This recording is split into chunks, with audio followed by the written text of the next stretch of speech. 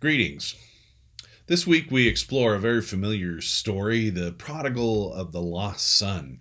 Story about a young man who comes to his father and says, "Give me my inheritance so I can go enjoy my life." And the father does this, and the son goes off and spends the money on wine, women, and song, but eventually runs out of money, runs out of resource, and thinks to himself, even the servants in my father's household live better than I do here.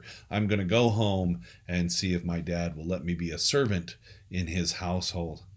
And when he does, the father greets him warmly and rejoices and embraces him fully back into the life of the family, gives him a robe and a ring and a big party, and just is overwhelmed with joy that his son has returned. There's another son, the older son, who has been there the whole time and resents the younger son returning and being fully included.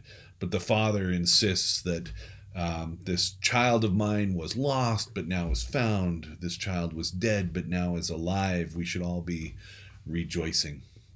This story has me thinking about home and what home really is. And it has me thinking about our faith homes, our churches, or our faith traditions.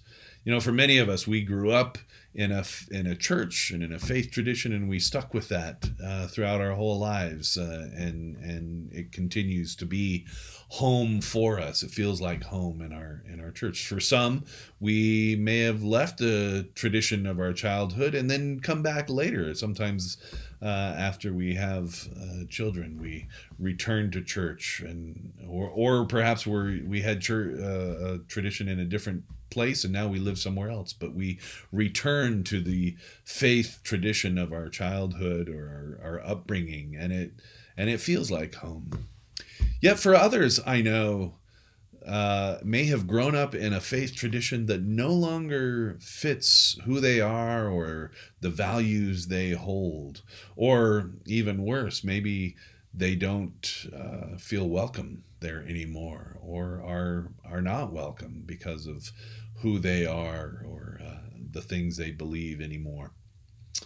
I pray that First Baptist Church is a place where people, whether they grew up Baptist or are finding First Baptist Church for the very first time, I pray it is a place that is home for those who have had a lifelong faith tradition, or for those who are just reacquiring faith from a tradition that they no longer find helpful or useful.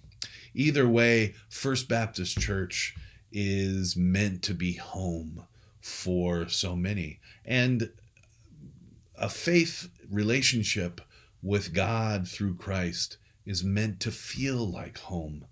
And I pray that in the context of First Baptist Church and the community we have here, that the relationship that people are building with God feels like a homecoming to them every Sunday when we gather.